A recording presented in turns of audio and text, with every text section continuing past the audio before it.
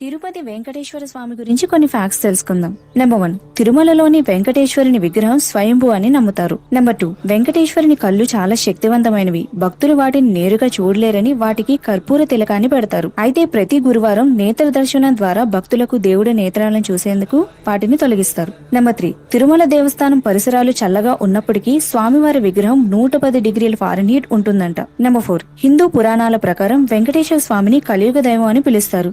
ఆయన పూజించడం వల్ల మోక్షాలు లభిస్తుందని భక్తుల విశ్వాసం. నెంబర్ 5, ఇక్కడ భక్తులు తమ వినయానికి సంకేతంగా వారి కేశాలను స్వామివారికి అర్పిస్తారు. నెంబర్ 6, వెంకటేశ్వర